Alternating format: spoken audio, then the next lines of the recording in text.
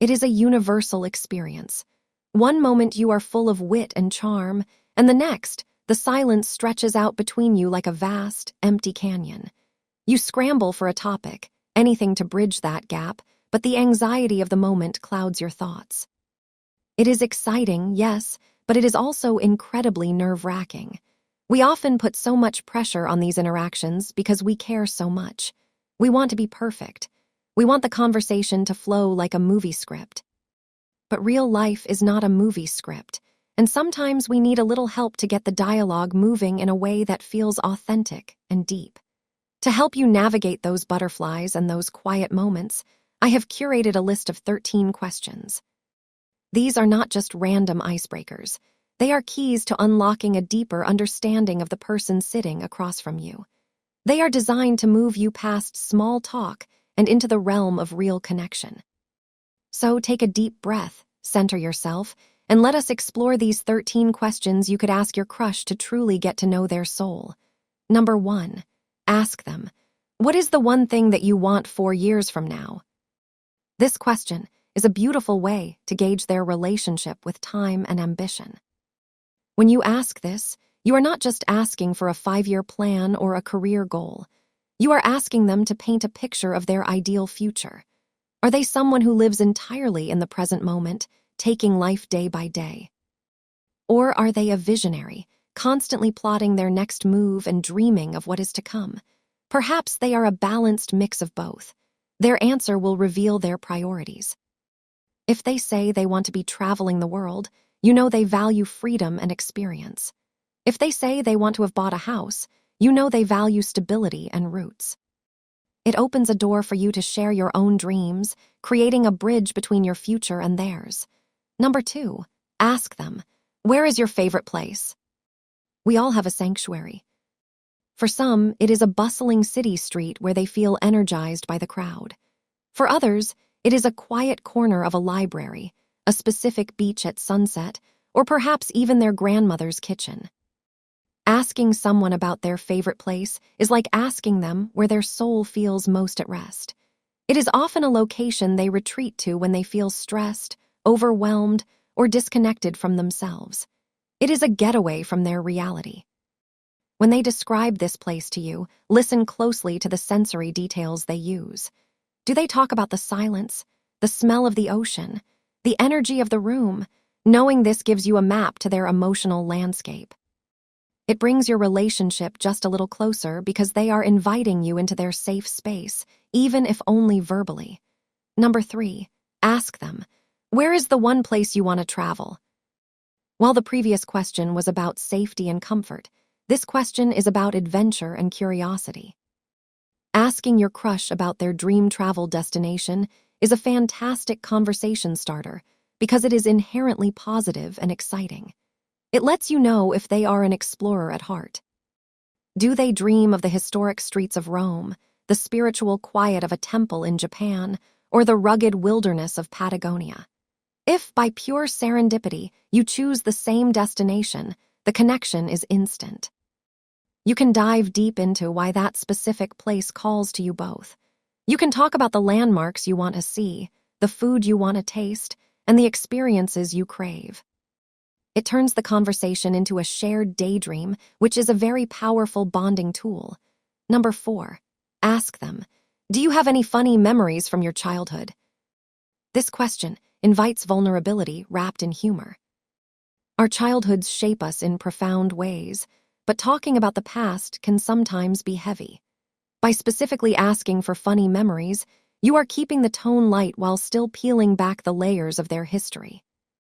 Was your crush a prankster, always causing trouble? Or were they a shy, innocent child who tripped over their own feet?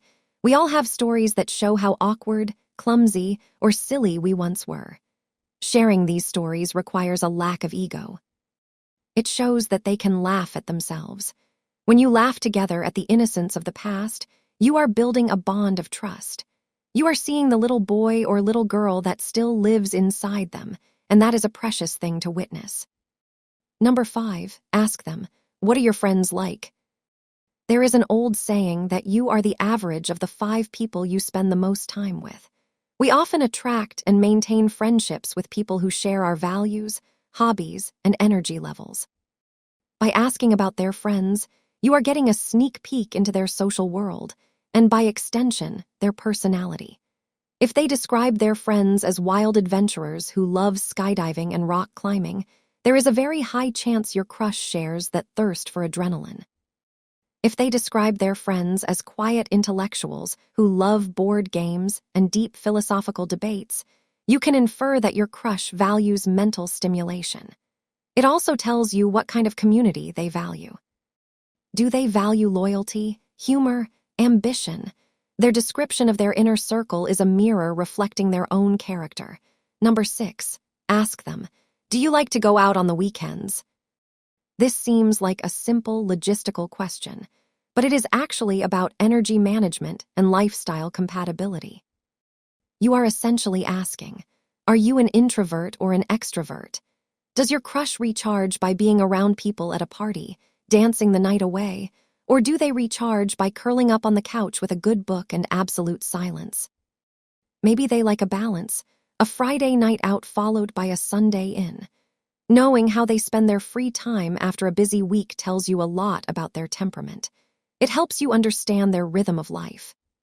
If you are a homebody and they are a party animal, it is better to know that now so you can navigate those differences with understanding and compromise. Number 7, ask them, what is your family like? Now, I want you to approach this question with gentleness. Family dynamics can be complicated. However, this question can reveal so much about their roots and their attachment style. It tells you whether they are family-oriented and what kind of role models they had growing up. If they talk about their family with warmth, laughter, and fondness, it shows they have a strong support system and likely value close relationships. However, pay attention if they hesitate or steer the conversation away. If they do not want to talk about their family, it could mean the relationship is strained or painful. In that case, demonstrate your emotional maturity by respecting that boundary and gracefully moving to a different topic. Being able to read that silence is just as important as listening to the words. Number 8, ask them, is there anything that scares you? This is a question that cuts straight to the heart of vulnerability. We all have fears. Some are surface level, like spiders or heights. But often, the thing that scares someone the most is symbolic of a deeper emotional truth. Someone who is afraid of the dark might actually be afraid of the unknown or of being out of control. Someone who is terrified of public speaking might be deeply afraid of judgment or social rejection. When you ask this, you are asking them to lower their shield. Talking about your deepest fears can make you feel very exposed, so if they answer this honestly, treat it as a gift. Sharing fear creates intimacy because you are saying, I am human, I am fragile, and I trust you with this information. Number 9, ask them, what do you do when you feel bored? I love this question because it is a more interesting variation of, what are your hobbies? When we ask about hobbies, people often give a rehearsed answer about hiking or photography. But when you ask what they do when they are bored, you get the raw truth of how they occupy their mind. Do they scroll through social media? Do they doodle? Do they clean the house? Do they start writing poetry? This reveals their relationship with solitude and their own creativity. It shows you how they self-soothe and how they entertain themselves when the world is not providing stimulation. It is a small window into their private, uncurated life. Number 10, ask them, what is one thing you do not like? In the world of dating, we focus so much on positivity and shared likes that we often forget that shared dislikes can be just as bonding. Knowing what someone dislikes is crucial for understanding their boundaries and their values. You could talk about why they dislike a certain food, a specific genre of music, or a particular social trend. What made them dislike it? Was it a bad experience? Is it a matter of taste? Sometimes, bonding over a mutual annoyance, like traffic, rude people, or a terrible movie, can be incredibly funny and validating. It creates a us against the world feeling, even if it is over something trivial. Plus, teasing them gently about a quirky dislike can be a fun, flirtatious way to interact. We are on number 11. Ask them. What is your favorite character? Fiction is a projection of our inner selves. We usually gravitate toward characters that we relate to on a personal level or characters who possess the qualities we wish we had. They might mirror our deepest desires, our hidden fears, or our moral compass. If your crush loves a hero who sacrifices everything for others, they likely value selflessness and bravery. If they love a complicated anti-hero, they might be drawn to nuance and redemption. Asking your crush about their favorite character, whether from a book, a movie, or a show, gives you a metaphorical way to discuss personality traits. It is a safe way to talk about values without having to be too serious or direct about it. Number 12. Ask them, what do you like more, reading books or watching movies? This question is about how they prefer to consume stories and process information. It tells you about their imagination.